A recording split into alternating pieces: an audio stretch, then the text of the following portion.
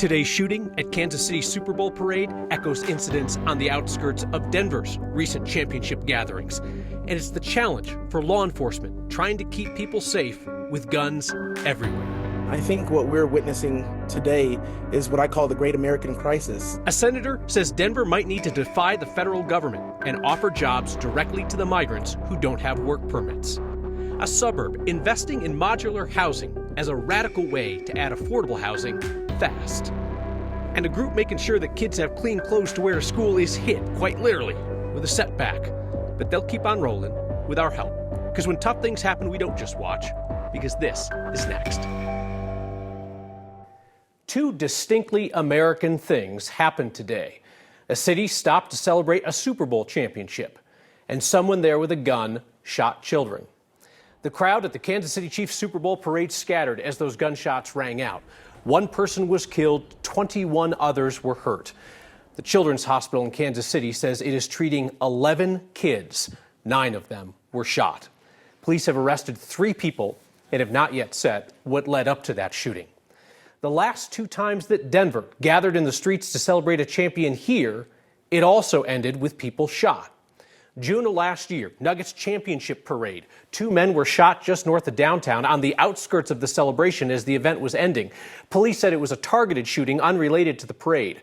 That suspected shooter faces attempted murder charges. Just weeks earlier, the night the Nuggets won, after midnight, men were trading shots in the crowd as people dispersed. 10 people were injured. Those attempted murder charges go to court in March and in April. And it was the potential for mass violence in a crowded city that had Denver shaken when the All-Star game was in town in 2021. 4 men were arrested at the Maven Hotel right outside Coors Field. They had a stash of guns in their room. One suspect told us from jail he was just there to buy drugs, not to shoot people. Another told police he was there to sell all of those guns. Each of those incidents speak to the challenge of trying to secure an enormous celebration, like the Super Bowl parade in Kansas City. Today's shooting, like the shootings in Denver, happened on the periphery of events, the edge of the crowd, the end of the event. We talked to Murphy Robinson, Denver's former head of public safety at the time of that All-Star game. He's now a security consultant. Not only do you have to assess all of the infrastructure and areas around the events that are happening, but you have to make sure you're working with all your partners across the city and, frankly, the state to make sure that when a mass casualty event happens or a mass medical event happens, that you can have rapid deployment. If securing mass gatherings in a gun-saturated culture seems like an impossibility, imagine being in charge of writing the laws to try and prevent it.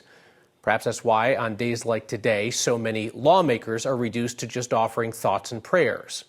Colorado's Democratic Congressman Jason Crow wrestled with that after today's shooting. A legislator, right? I'm not a member of the clergy, and my job is not to just send thoughts and prayers. My job is to legislate and to try to solve problems, and that's why I've been pushing very hard to try to solve it. Split Congress is not likely to do a thing to touch gun issues. On the state level, the Democrats who run the whole show at the Capitol did not agree with each other on restrictions on so-called assault weapons last year, so that idea died. And this week, they brought it back. Now, it's not a ban on owning those weapons, which are defined in the bill as a .50 caliber rifle or a semi-auto with a detachable magazine and a modification like a pistol grip or a muzzle brake. The bill would instead ban the sale or transfer of such guns in Colorado, so no new purchases and sales. The original version of this bill, as it stands now, calls for the potential of enormous fines, up to $500,000. There are exceptions for members of the military and law enforcement. We're going to be watching to see if Democratic Governor Jared Polis kills this bill behind the scenes if it gets any momentum. Last year, he suggested that regulating those weapons is a federal issue. A last-ditch effort for Denver to help the migrants here might be hiring them to directly work for the city. The Biden administration has warned state governments against hiring people who are here without federal work permits. But today, Democratic Senator John Hickenlooper told our Mark Salinger, with Congress not being willing to help, it could be Denver's only option. Yeah, Kyle, it's not even certain that cities can legally hire migrants to work for the city themselves. In fact, Senator Hickenlooper told me today that it might lead to the federal government to take legal action against the city Still, he said that we're at a point where there really are no other good options. Hickenlooper was in town meeting with Mayor Mike Johnston and nonprofits about the migrant crisis and talking with migrants who'd made it to Denver. He says there's still hope for some sort of federal action to allow migrants to work for maybe a couple months or so. Though about 30 seconds later down that question, he also admitted that there is no actual plan or bill that could pass Congress to do that. That leads us to where we are right now, with the senator acknowledging that cities may have to hire migrants themselves, regardless of legal consequences. I think at a certain point, if the federal government doesn't act, local communities are going to have to. They're going to have to figure out some way. It's out. You can work now if you're going to be in Aurora, if you're going to be in Arapahoe County, you're going to have a 6-month working permit. And if the federal government wants to come down and throw the book at us, we'll deal with the legal costs because people aren't being left with any other choices. I'm told that the city of Denver consider this a very high-risk option. The University of California was considering a similar option to hire undocumented students, but when the Biden administration signaled that they would sue them, they stopped. That's under a Democratic president. If Trump wins the November election, Kyle, that increases the risk even more. The city sees that as an even higher risk option come November. Yeah, exactly. The idea is if the Biden administration is warning against this, then it would be a certainty that this would be one of the actions that a future President Trump would take, because past President Trump threatened to take any funding he could away from so-called sanctuary cities. Exactly. And the question that everybody's asking is, where do we go from here? Option number one was Congress pass something. Option number two that Denver was looking at was having the president take executive action. That looks unlikely. So here we are at option potentially number three. We don't know if the city's willing to do that. The answer to what comes next is no one knows. All right. Mark Salinger, appreciate your continued reporting on this. So the median home price in Colorado these days, looking like statewide, is more than $500,000, almost $550,000 right now. Our Angeline McCall looks at how Aurora is trying to add a bunch of affordable housing below that price point.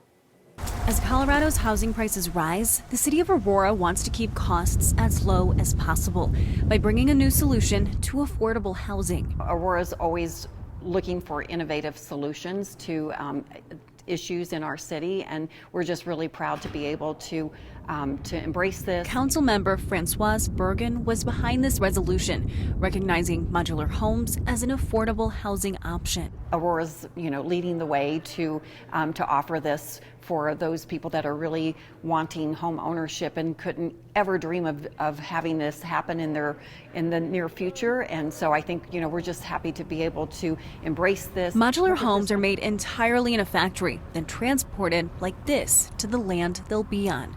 The biggest difference, they could go to market for less than $300,000. Basically, you could not tell the difference between a stick-built home that was done on-site versus in the factory. So the quality standards are all still there. Democratic Governor Jared Polis also just announced he will use Proposition 123's Affordable Housing Financing Fund to support modular manufacturers in the state. His office projects more than 4,700 homes will be constructed this year by the initiative alone. We just want to have a good, diverse housing product mix and at different price points. In the resolution, the city of Aurora says this is one of the ways they're committed to Proposition 123 and hope to increase housing supply by 3% annually. When a lot of people hear a modular home, they often think mobile home. And just to clarify, those are two very different things, in part because with modular homes, you own the land versus with mobile homes, you don't. And contractors also say the quality is higher for a modular home. Angeline, anytime somebody puts forward one of these ideas, I'm always curious, well, if it's such a great idea, why isn't it happening already all over the place anyway? Do we see this happening other places? Yeah, not many people are doing it. One that stands out, Aspen, does have it in their strategic affordable housing plan when they did specifically mention modular homes, but there's really not many on the Front Range. And if they are doing it, they're not, coming out and saying it. So we haven't heard too many people doing it at this point. If anybody knows of it in their community, give us a shout. Angeline McCall, thank you. So there are a couple of things that we tend to take for granted, but life would be real challenging without them. Clean clothes, for instance. Imagine going to work in the same dirty clothes day after day, or being a kid, self-consciously wearing dirty clothes to school each day. That's why this week's Word of Thanks microgiving campaign supports the nonprofit Homeward Alliance's mobile laundry program. They serve northern Colorado. Often it's single parents without laundry at home, people who are working long hours and taking their kids to school, and they're so grateful to be able to drop their family's dirty laundry and have it cleaned and dried and folded by the end of the day for them. The mobile laundry van also serves the working poor and homeless. Having clean clothes can make the difference in being able to get a job and being able to keep that job. The nonprofit's mobile laundry truck was recently hit by another vehicle. While it's getting repaired, and they're told insurance is not likely to cover all of it, their volunteers are taking the laundry by hand to laundromats and shelling out a decent amount of money so that all those loads of laundry can still get cleaned and dried and folded and back in time for folks who need them. Scan the QR code on your screen or text the word thanks to 303-871-1491 to get that link to donate to Homeward Alliance's mobile laundry program. Of course, I'm never going to ask you to give to a cause that I don't support myself, and you've proven that even $5 helps. So as always, I'll match the first 50 donations of $5.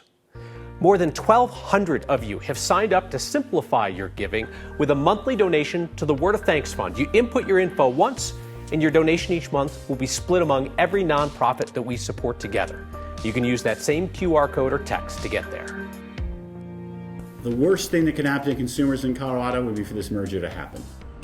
Colorado's Attorney General finally gets off the fence and decides that he is against the merger of two big grocery chains. And finding romance on Denver's street corners. Not like you're thinking. No, this is totally legal.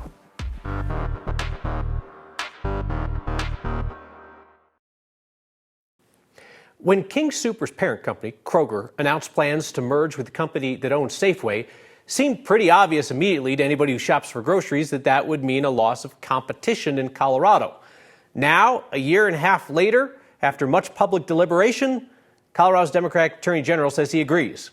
After months worth of town halls filled with people opposed to this merger, AG Phil Weiser filed a lawsuit this morning to stop the deal. He argues that it would allow King Soopers to raise prices and that could lead to layoffs. Part of the lawsuit reveals King Soopers executives and Safeway executives were talking to each other during the King Soopers strike in 2022. Safeway promised that they would not hire away King Soopers employees during the strike and also promised not to try and poach their pharmacy customers. Well, that was news to the union president here. Obviously, they entered into that agreement to team up against workers, grocery workers in the state. And that took away, some of the power that we had. That was one of the things that when we did, if we seen any customer cross our picket line, it was just to get pharmacy. King Soopers and Safeway management put out a statement today saying that they'll defend their merger in court. They say it's best for shoppers and for union employees. Have the potential of a low winter storm headed our way this weekend. Kathy Sabins here with that. Kyle, there's a little snow coming down in the high country tonight. Travel still seems fine on I-70. A whole lot more of that snow tomorrow. Denver will see one more mild, dry day before we have a chance for snow on Friday. Temperatures for Valentine's Day, 10 degrees above average. We'll enjoy these numbers again tomorrow. But again, there's the chance for at least an inch of snow as we end the week and kick off the new weekend. And we're watching as the wind's picking up a bit. There's a weak front to the north of us, which is going to swing across northern Colorado. That's bringing in a little bit of low-level moisture, so some areas north of Denver tomorrow morning could be dealing with some fog. We've got moisture coming in from the west, and winter weather and travel advisories are already up for the incoming storm. Not a lot to show you on radar yet, but 24 hours from now, that's going to be changing. We'll start to see anywhere from 2 to 6 inches of snow over the next 6 to 12 hours. The winter weather advisory goes out Thursday morning through 5 a.m. on Saturday, and avalanche dangers increasing in the Park and Routt County areas as well as a result of this Pacific storm. Denver, we'll see the clouds tonight roll out. Fog develops in the morning, especially north and east of town. That moves out. We get some sunshine, enough to warm us into the 50s, but it is Friday when we've got the chance of seeing at least an inch of snow here, maybe 2 or 3 along the Front Range foothills, depending upon the timing of the storm system and how much cold air mixes in. We're in the 40s now, dropping 10 degrees by 10 o'clock. Your extended forecast shows a mild Thursday, a colder day Friday with snow showers clearing for the weekend, back to sunshine and almost 60 for President's Day, and a string of days in the 60s for the middle part of next week. The unifying theme of this project is putting joy, whimsy, and love out into the world on Valentine's Day. We could use more of all those things. Plus, cold hard cash. They're putting some of that out into the world too. We'll show you the love next. Folks walking around Denver today came across $100 here and there. The bills all wrapped into the shape of a heart. Our photojournalist Tom Cole shows us what they're calling the heart of money. The unifying theme of this project is putting joy, whimsy, and love out into the world on Valentine's Day. You did, you said it. Did I say that? Okay, cool. Whether you're looking for love on this Valentine's Day, I call them hearts of money. or looking to secure your finances, Finding $100, I think, is a great day for anyone. emerging artist Xander Phoenix The Cupids. and his matchmakers might be able to help you out. This is a way to participate and do something cool for the community and say, Valentine's Day is a day about love and generosity, and so let's put a little bit of that with some playfulness and whimsical fun into the world. Throughout the cities of Denver and Boulder, Xander Phoenix is spreading love That may be perfect. I think that's it. in the form of art. Dollar bills shaped like a heart. So there's $10,000 in U.S. currency involved in this project. A project influenced by his mom who recently passed away. Her passing inspired me to not wait on my dreams. I realized none of us are guaranteed tomorrow. So thinking about her as I was doing this project has been very meaningful. Phoenix also gets to share the process with his dad. His fingerprints are all over this thing, literally and figuratively. We've had just a blast working together. Love doing it. An emerging artist listening to his heart. On Valentine's Day, it's the shape of a heart. There's red temporary paint on them. Maybe there's a deeper connection with our hearts and how we think about love and how we think about generosity with ourselves and with each other. For Next, I'm Tom Cole. Thanks, Dad. I couldn't have done it without you. So if you or somebody you know happen to find one of those $100 pieces of art, yes, there's $100 on each one, you just soak the paper mache in warm water for a little while and there's your cash. And there will be a code inside to scan if you're willing to tell the artist how you plan to use that money. Marissa's got your feedback. I got a sneak peek via email, and so many people want to talk modular housing. Who knew? That's your feedback next. There is a nonprofit and a bunch of dedicated volunteers in northern Colorado who are intent on making sure that kids have clean clothes to wear to school and that the working poor have clean clothes to wear to work or maybe their next big job interview. And just because Homeward Alliance's mobile laundry truck got hit in traffic and is now in the repair shop is not stopping their mission. They're now hauling all that laundry to laundromats so that people in northern Colorado can still count on them to wash and dry and fold their laundry for free the same day they drop it off.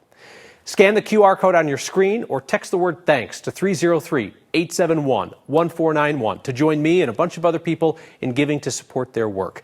And when you go there, you're going to see two options. One is to give just this week, or you can make things simpler by giving to every Word of Thanks nonprofit we feature through a monthly donation to the Word of Thanks Fund. And if you have any questions about that, shoot me a note, next@9news.com, and I'm happy to walk you through the process. Everybody wants to talk about modular homes, where they're popping up, your experiences with them. Joe says in the late 1970s, Trent homes out of Longmont were modular. He says their quality was excellent. He owned one. Janet says that they're putting them in Breck these days. Lisa says there's a company putting them in and making them up in the Steamboat area. Says even some of the really fancy homes are modulars up there. Nancy wrote in and say they're in Eagle, they're in Gypsum.